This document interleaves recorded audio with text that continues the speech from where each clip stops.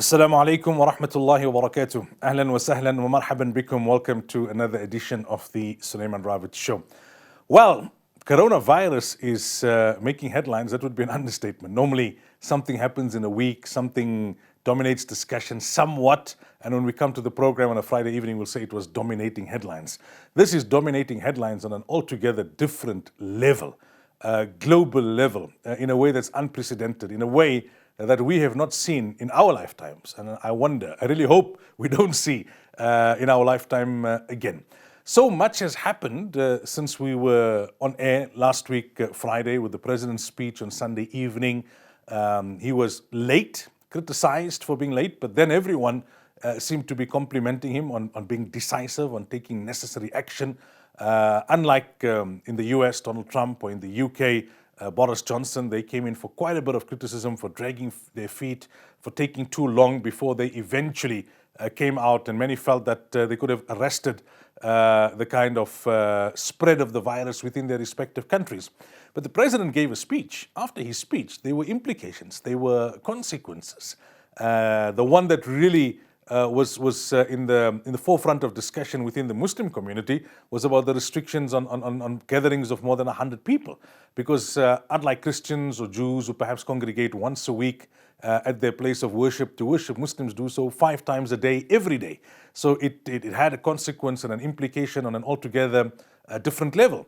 It gave rise to a lot of academic discussion, robust discussion amongst the scholars, amongst the ulama. What do you do? How do you manage the situation?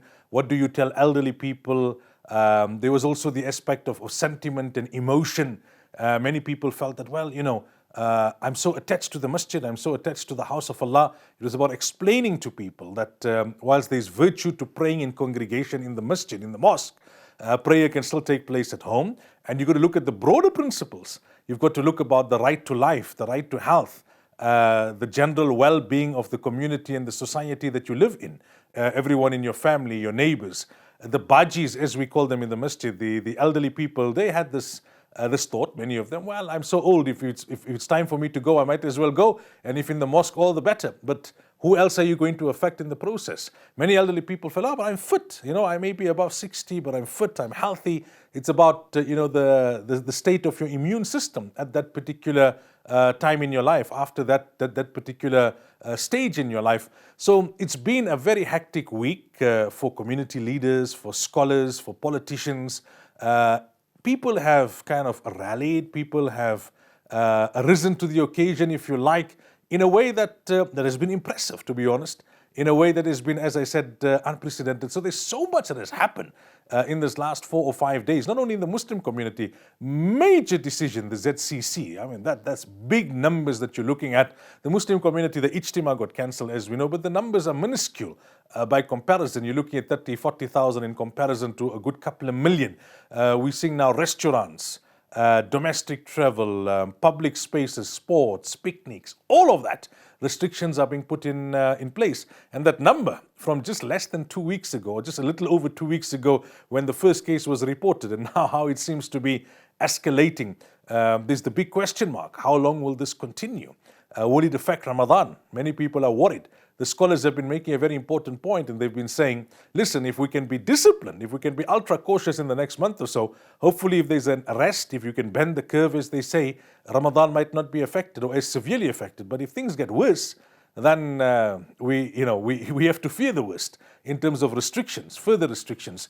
So there isn't a total lockdown or shutdown in South Africa as yet, but the situation is serious, and there's a lot to discuss. There's a lot to learn. There are many phenomena that have come to the fore that tell us about human behavior and tell us about how we react in a crisis. And all of it is not negative. A lot of it is positive. And this cuts across all the different divides, religious divides, racial divides.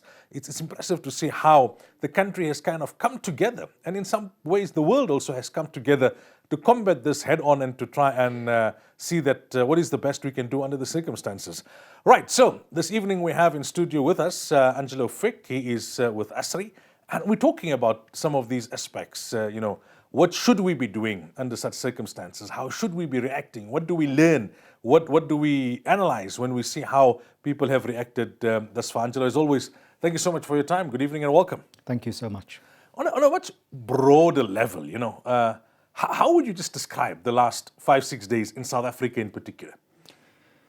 Well, I think they've been alarming for many people, distressing for many, disorienting for some of us, and also a kind of sign of things to come. That it has been a steep learning curve, not just for individuals, but for whole groups of people, into adapting to new ways of being, new ways of thinking, and new ways of imagining how they're going to proceed. The challenges that they faced have not been challenges that they could have anticipated 10 years ago, 15 years ago. And there is much to be learned from history, but there's also much to be learned from the present, from other societies, how they cope, and from one another in this particular moment of crisis. It's not all doom, as you've pointed out. This is actually a moment in which we can reinvent how we engage with one another. Do you think South Africans were caught a little by surprise in terms of what the president said, in this sense that at that stage there were just a handful of cases in South Africa? Everybody heard about it. Everybody knew that coronavirus is having an impact, but it was like China and Korea and the US to some extent, the UK to some extent, Germany. Do you think the realization really hit home when the president stood there, albeit 2 hours late, and said, listen, this is how it's going to be going forward? I think what that did was, as you point out, the first moment of recognition that things are not going to just sail along smoothly. The official response from government was very specific. The speech, in a sense, was merely an index for the Disaster Management Act, which was proclaimed in the Government Gazette, and the subsequent pieces of legislation that have been invoked by the Minister of Cooperative Governance and Traditional Affairs, Nkosazana Dlamini Zuma. And what we're seeing now is the need for all of us to change our behavior and to look at those of us who are in institutions and organizations, to look at those pieces of legislation and to begin to think of what the consequences are, because the declaration of a national state of disaster is not just an emotional response or a response to say we're in trouble. It has particular legal consequences for all of us, and it puts many responsibilities on many of us on how we behave, whether it is from individual to another, whether it is how we behave in public, how we behave on social media, how we behave as professionals in control of the media, how we disseminate information, how we behave when asked to do certain things. All of those behaviors will have to change, because this is a contagion that has to be contained, as you've pointed out, in the short term, in order to avoid the kind of disastrous consequences for the public health system that could happen if we have a major flare-up in the next couple of weeks. On somewhat of a side point, Ramaphosa politically hasn't been having a very good time of late. That Ramaphoria has pretty much evaporated. Has this in many ways been something that has saved him politically in the short term at least? Everyone forgets about the economy and about Eskom, and all of that kind of pales into insignificance. All the criticism of him moving too slowly is no longer even a topic of discussion. Everyone is just impressed by this president who's come up and seems decisive and is taking charge and is seemingly in control and is doing better as compared to, say, the Donald Trumps and the Boris Johnsons of the world. So Cyril Ramaphosa has become one of the many leaders around the world who've been proactive rather than reactive. So we know that there are leaders, you've mentioned the UK and the United States, but also in Australia, where the response has been slow, it has been equivocal, so people say one thing and then they say something else. They have sort of hedged their bets, if you want that metaphor. They haven't responded as proactively as they could. I suspect that the South African government and the South African health authorities and the very many virologists, epidemiologists and immunologists who work in our universities and research laboratories have consulted with government to point out that actually it's better to respond early. We're still in late summer going into autumn. And so this is not just a response by Cyril Ramaphosa as an individual, it's also by his government. And they've responded, I think, fairly well. This is not just the sign of his strength, but the strength of our commitment to principles that, when advised by experts, our government tends to, these days, respond to the experts' advice. And so when medical professionals were alerting government to how this is something that needs a response, and needs a response earlier rather than later, because we're heading into flu season, we're heading into the winter, the response has to come now because the numbers for influenza will kick out in the winter.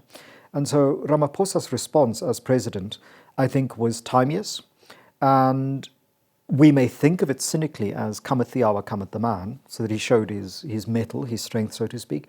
But it was also on behalf of all of us as citizens that this response was, one, as strong as it was, and not as, to use the apartheid term, kragdadig. It was not unnecessarily authoritarian, unnecessarily instructive. It said, we know that this is coming, this is the behavior that we advise, these are the minimum suggestions we make, and these are the absolute requirements. And those will evolve over the next couple of weeks as we, the health authorities monitor the numbers, and the kind of pool of information that is available means that the response has to be tempered to what it is that they get. That was going to be my next question, that he hasn't been unnecessarily prescriptive, even in terms of religious communities. He said, look, limit your gatherings to that below of 100. They didn't issue a direct instruction to the ZCC. They said, we'll talk, we'll negotiate, we'll discuss. So they kind of like put their cards on the table and expected the respective communities, religious leaders, business leaders, everyone to act responsibly and to come to the party. Yes, so to begin with, they did not declare a state of emergency, they declared a state of national disaster. The State of National Disaster Declaration empowers the government to perform certain kinds of actions using, among other things, the police services and the National Defence Force. They haven't gone in that direction. They've gone, in a democracy, we're still in the space where we can rationally negotiate with people and point out to them what the limitations are.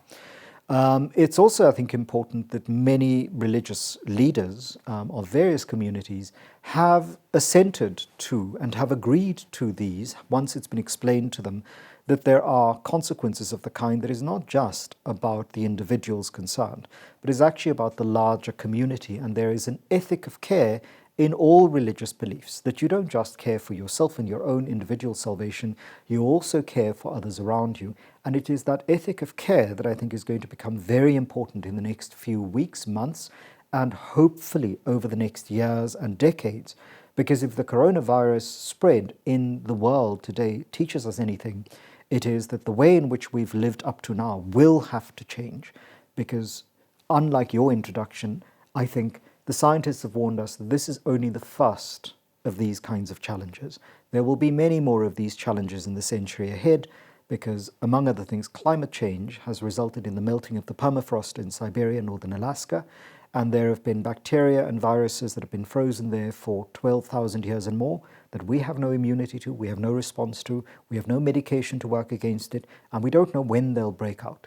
And so we need to begin to prepare, as scientists of the climate emergency have been indicating since the mid-1980s, for having to change our way of being. The fact that we can travel internationally in very short spaces of time over large distances mean that something that happens in one space can very quickly appear thousands of kilometers away in a way that it wouldn't have 5,000 years ago, 300 years ago, 200 years ago. In those times, it would have taken a trek of, let's say, 4 years for the Black Plague or for the bubonic plague to spread from one region of the world to another. Now it can happen in the space of hours. And I think our sense of technological superiority is being, shall we say, shaken up a little bit. That we are just another species on the planet, we're a life form, and our relationship to the other life forms and to one another needs to change. We need to have greater respect and a greater sense of humility that the things that could threaten us in this society, in this world, may not be the things that we imagined for the last 100 years are the things that could threaten us. Coming back to that aspect of a national disaster versus a state of emergency, in simple layman's terms, what would be the practical differences? So a national state of disaster does not suspend, a wide variety of rights. In a national state of disaster, your fundamental constitutional rights are still in place. You have all sorts of abilities available to you. A state of emergency would suspend some of those rights in order to maintain and safeguard the larger polity. In a state of disaster, as you've pointed out, there are suggestions for behavior. But that does not mean that there aren't consequences for breaking the behavior. So if you insist on engaging in risky activities, the minister has promulgated in the Government Gazette regulations that include the ability of the policing services to intervene and arrest you. We've seen one example of that already, where a family refused to, one, get tested or adhere to the protocols of quarantine consequent to the results of tests, and the police had to go and find them. Now, that's highly irresponsible behavior on individuals' part, because while they may believe they have freedom of movement guaranteed by the Constitution, there are certain socially responsible behaviors that are now being required by this declaration of national disaster. And I think people need to start familiarizing themselves, and in layman's terms it means when particular instructions are issued by government as a formal proclamation about gatherings, about closure of businesses, about movement, about the curtailing of movement, it is important to behave in light of those and to adhere to them. Not because you're a dutiful citizen of a fascist state, but because those regulations are informed by the ideas, beliefs, measurements, calculations, and expertise of medical professionals who are telling government that if you do this, that will happen, and if you don't do this, the following will happen. Interpersonal contact has to be reduced, and that's what some of these regulations are about. So a national declaration of disaster is not a shutdown. A national state of emergency would be to suspend a whole variety of possibilities and rights that we currently enjoy, still under a national declaration of disaster, which would be suspended because we would have the equivalent of what feels like martial law. So if we use the words that are kind of being used globally, shutdown, lockdown, is that the equivalent of a national state of emergency? That would be, I think, just before a national state of emergency. A lockdown or a shutdown is you have to remain in your house and you cannot move around. So in Spain, for example, people are under lockdown, and those people who have ignored the lockdown and gone walkabout in the streets have been arrested and put in prison. In other places, you've had a shutdown, which is that businesses are shut. So in much of Italy, the businesses are shut down, trade is shut down, engagements at an interpersonal level is shut down, but that's the step after lockdown. A national state of emergency is actually to give additional powers to policing authorities and to the executive arm of government in order to safeguard the security and stability of the state. And no state has yet gone to that level, having faced the kind of crisis that we are facing. In terms of our constitution, if the president wants to call for a shutdown or a lockdown, which are the steps before a national state of emergency, can he do that? Does he have the power, or does it go back to parliament? Because we know parliament's kind of like adjourned, right? Yeah. So under the national declaration of disaster, he is able to call for steps that would result in a shutdown and a lockdown. In order to go to state of emergency, he would have to recall Parliament, and they would have to they would have to agree that that is indeed the case. And it can only be done for a certain period of time and can only be done by extension through the participation of the judiciary. So there's a very complex constitutional process. So the president cannot just wake up tomorrow morning and unilaterally declare a state of emergency, which puts all of us back in 1988. That the constitutional order means that he has to get agreement from two other arms of government, which is the judiciary and the legislature, and that this is not likely to happen just as a matter of course. It can only be done in extreme circumstances, and we are not yet at that extreme circumstance. The National Declaration of Disaster allows the president to implement shutdowns based on what the experts tell him, and people can challenge this in a court, and the president's team would then have to, in a court, prove that their new regulations as they formulated them are indeed valid. And I think given how this is happening, the courts are very unlikely to overturn, given that almost all of the medical, virology and immunology and epidemiology experts have agreed that these are proactive, preemptive measures to prevent what is a not perfect public health system from having to deal with what we see in Iran as the consequence of not adhering to what the protocols are that the World Health Organization has indicated and that the Chinese warned about 2 months ago. It's interesting, though, if you were to recall Parliament, again, the physical movement would go against what they're advocating in terms of gathering in large numbers and that kind of thing. I think it was John Steenhuisen was saying something yesterday that we need to upgrade our systems to the point where you don't necessarily have to physically reconvene, but you could have a kind of cloud parliamentary session. I don't know if this is something that has happened elsewhere in the world, where under such circumstances you don't want all these MPs coming from various parts of the country, possibly carrying the disease, all reconvening in Cape Town, just so that certain decisions can be made. So I don't think that you necessarily need to have the technology available. It is possible for people to gather in isolation.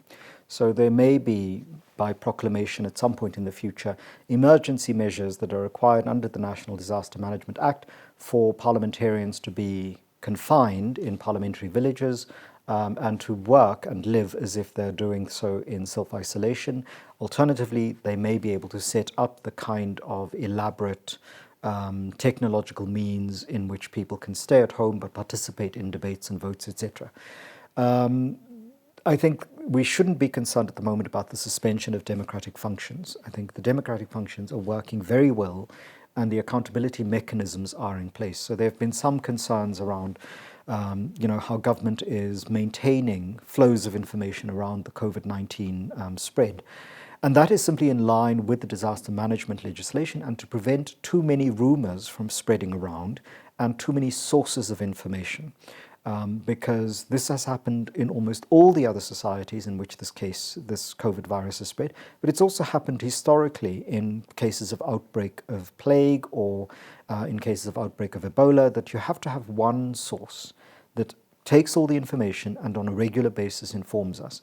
I'm a little uneasy about the daily tally that is going out, but this is one form in which government is keeping us informed. On a daily basis, the Minister of Health tells us what the new cases are, where they are, what numbers they are, what nature they are, whether they are transmitted interpersonally or whether they are from people who travelled from abroad. And that, I think, is useful to a certain point, but we should stop focusing so much on the numbers and the anxiety that they cause and begin to think and behave, as one expert puts it, as if we already have COVID-19 and to behave as if we don't want to spread it. And then to ask of those who have it, what kind of conduct would I want from the society that I live in should I become infected, and begin to proactively and preemptively engage in that kind of contact, which is empathetic, keeping social distance, but not keeping psychological or spiritual distance from people and leaving them to suffer on their own. They're already vulnerable. They do need all of us to be involved in their lives to the best extent possible in order for them to continue to survive. All right, time for a break. When we come back, we continue the discussion with Angelo Flick.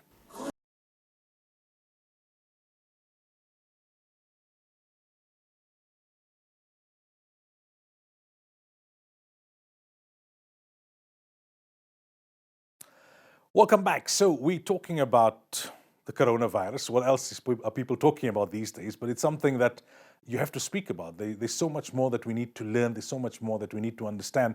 And in our reaction and in the world's reaction, there's so much that we learn about human behavior. And as Angelo was saying in the last segment as well, that we're going to have to, have this discussion in terms of how we live and how we interact with other living species on the planet going forward.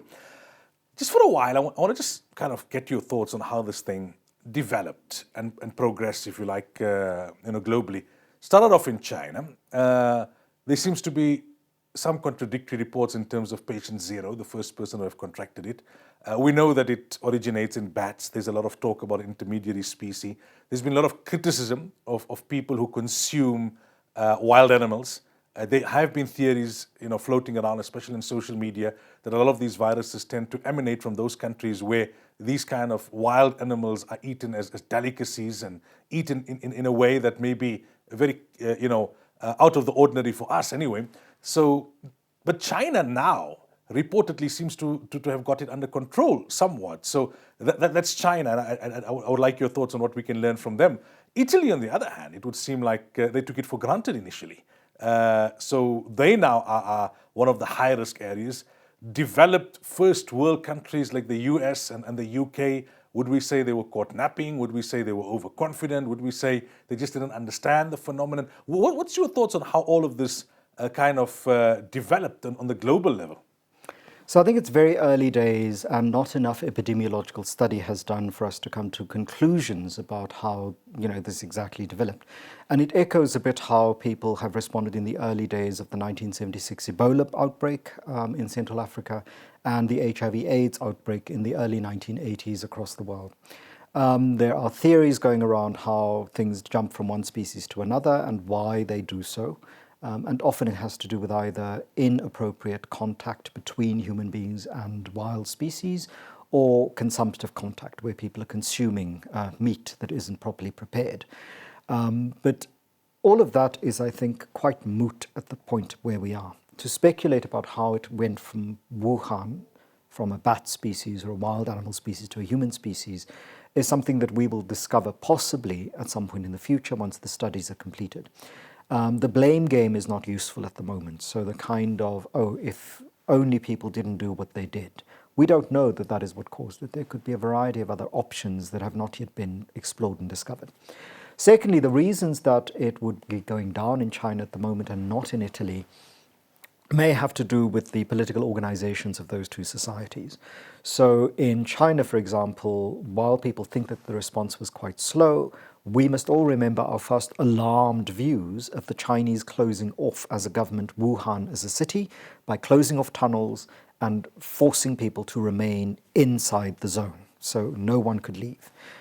So their response was authoritarian in many people's views, but it did mean that the outbreak was very localized and didn't spread across China in the way that it could have, given how China's internal economy is integrated. And it made all sorts of decisions, the Chinese government did, to prevent it from spreading to the capital, to Hong Kong, to Shanghai, to spaces that where, if it were to get there in the amounts and numbers that it had in Wuhan, would be harder to manage. In Italy, we also need to be aware that there could be sociocultural reasons for people's responses. Southern Europe have a much more tactile, interactive response. So people, have much more physical contact when they greet, the 3 kisses on each cheek. There's also much less authoritarian control in Europe than there is in China. In the People's Republic of China, when the government issues an edict, it can follow through on that edict because citizens have certain kinds of cultural credits that could be used against them and would have consequences in their everyday life should they misbehave. The Chinese also patrolled their population in Wuhan using drone technology to make sure that people wore the masks and followed what was required. They have advanced in their technology and use that is quite invasive of facial recognition technology. And so people's misbehaviors have much more dire consequences in an authoritarian society. No South African, as much as we would like, the order that comes with it would be able to live with that kind of control. So we shouldn't be too wanting to live there. In terms of the Italian response, I think there was a complacency. I think there was also some mismanagement. So government declared that they were going to shut down the Lombardy region at one point and gave it 24 hours, during which people just stormed the railway stations and fled, taking the pathogen with them. This is not unlike what happened 600 years ago during the plague in the Middle East, where people were told that they shouldn't leave, among other places, the holy city of Jerusalem, and they fled anyway and took the Black Plague with them. Soldiers went back to what was then the Ottoman Empire. They took it with them. People traded with the ports of Italy. They took it with them, and it entered Europe.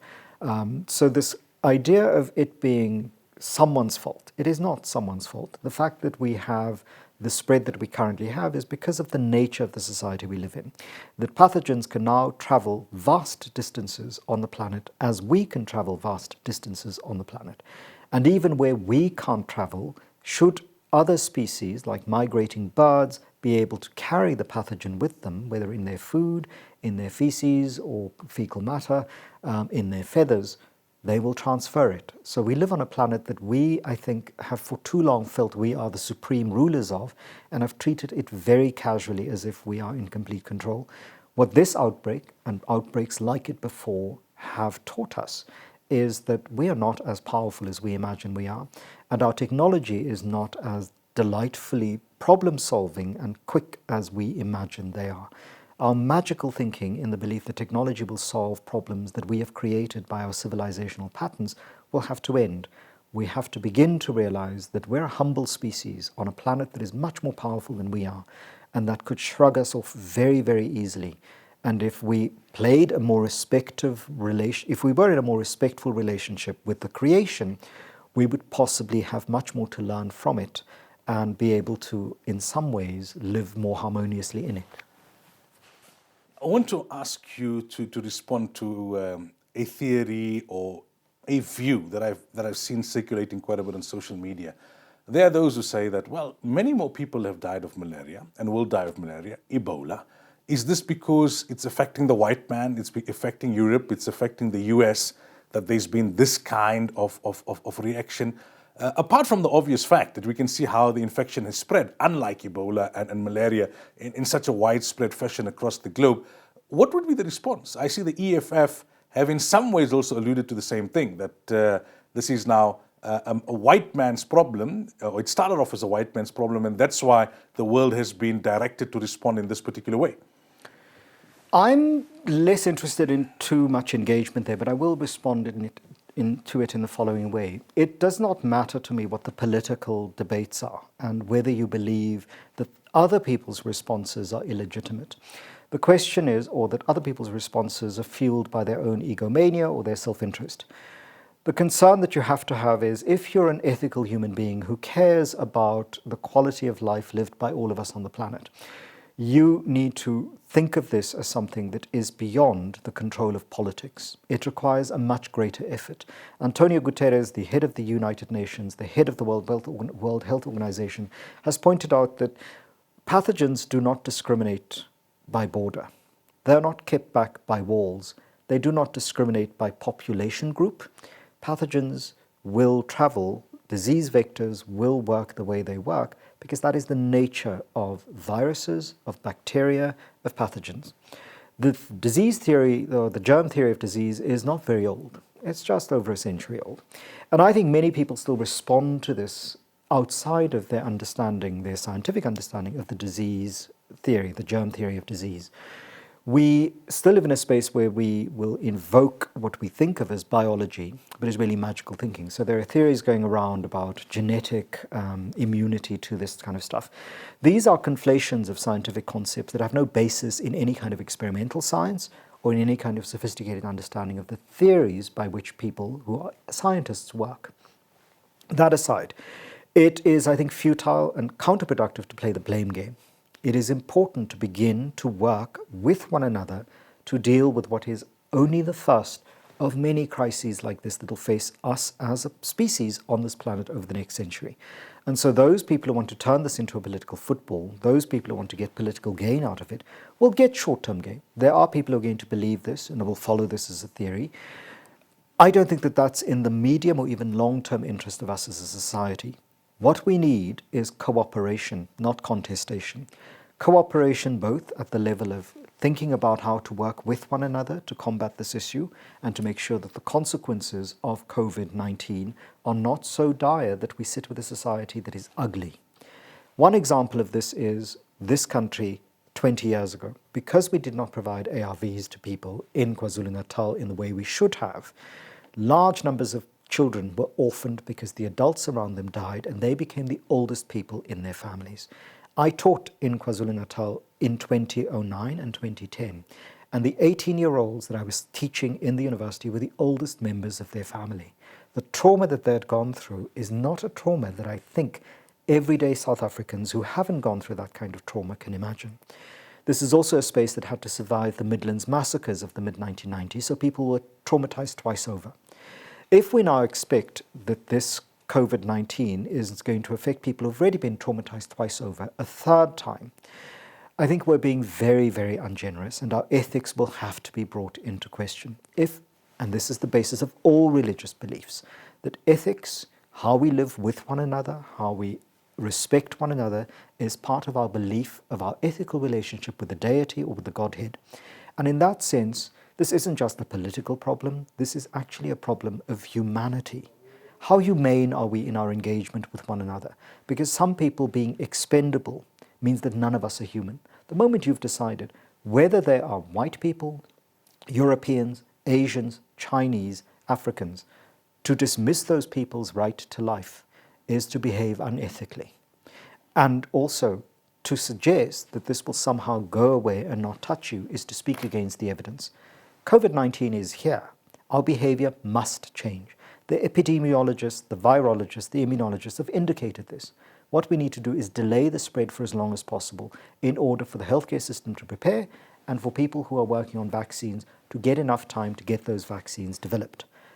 Only if we behave in those ways do we stand a chance, because it's all of us together or none of us at all. Correct. Lastly, before I let you go, Angelo, the aspect of the economy. it impacts the economy globally, right? But South Africa's economy was in a fragile state, to say the least. The decision had to be made. It would have had a worse impact on the economy if we had delayed and the situation became worse. But when all is said and done, what kind of cost to the economy are we going to be looking at? And, is there, we're hearing in other countries that the state is helping its citizens to absorb the costs because businesses are losing money, citizens are losing money. South Africa is not in a position to do that economically, to help small businesses, to help its citizens absorb some of the cost here. What should we be keeping in mind in terms of the economy, as much as that is not as important as you've articulated, ensuring people's lives are not at risk and people's health is not at stake. But inevitably, that question is going to arise. So there are two sets of responses. The first one will be in the local context. I think we need to learn from other examples and from some examples here that some businesses will have to take a knock and keep their business alive by keeping the people who work in those businesses alive. Short-term profit over longer term disaster is not going to work. And I know it's easy to say, but creative ways of thinking through this will have to be done by the private sector because there's nowhere to run. You cannot up your business from here and go somewhere else. This is a global pandemic. Unlike a local pandemic where you can up and leave and hopefully find another space where this isn't present, there is no space where this is not present. The South African government cannot do what the Norwegian government has done. That's clear, because the Norwegian government has reserves and it taxes its citizens at a very high level, both corporate and individually, in order to sustain this. What the second component is I think the discussion that we will need on the whole, all 7.8 billion of us have to reimagine an economic system after this, during this, going ahead into the future, because this economic system is part of the problem. We live in the most unequal society in the world. We cannot imagine that somehow saving the minority who have is going to save all of us, because walls do not keep out pathogens. We do not live the kind of separated lives that we often imagine. And then thirdly, I think it is the duty of all of us, again, to behave ethically. This is a moment of crisis. And there are businesses that have chosen to behave ethically, who have chosen to put their workers on paid leave, to take the short knock and not go with shareholders' interests, and that's the larger businesses, whereas medium-term enterprises and small enterprises have very limited resources and can't do that sort of thing. And as the economy is interrupted, people's actual work will not be able to be possible. So people who work in restaurants, people who run small cement firms and small building construction firms, they will not be able to work. And so creative ways of thinking beyond money is what's going to be required. We should be planting community and individual family food gardens. We should be sharing our largesse, not hoarding it. We should be thinking of the trees that we plant in public being fruit and food bearing. We have a climate that sustains agricultural produce in our cities. We are able to do it. And those kinds of rethinking shouldn't be short-term solutions. They should be the way in which we imagine rethinking the future altogether. Because again, this idea that the kind of capitalism that we've built so far is going to simply survive this crisis and adapt it doesn't look very likely. And this may be why some societies in the North responded as late and as poorly as they have, because they put business before people. And the consequence of that is that actually you then create a non-society. You create an atomistic, divided group of people who are competing for waning resources, and it is then the zombie apocalypse that we all fear, because it's each person for themselves. That is not how we're going to survive this. All the historical examples are that societies that have weathered crises like this one have weathered it because they acted together. And they acted together not just nationally, but sometimes even regionally. And that's what we have to begin to think through. As always, Angelo Flick, thank you so much for your time and for the very thought-provoking analysis and observations. Really appreciate it. Thank you. Well, when we come back for the break, for the final segment, I want to share a few thoughts on the theological debates that have been circulating in the community. We come back after the break.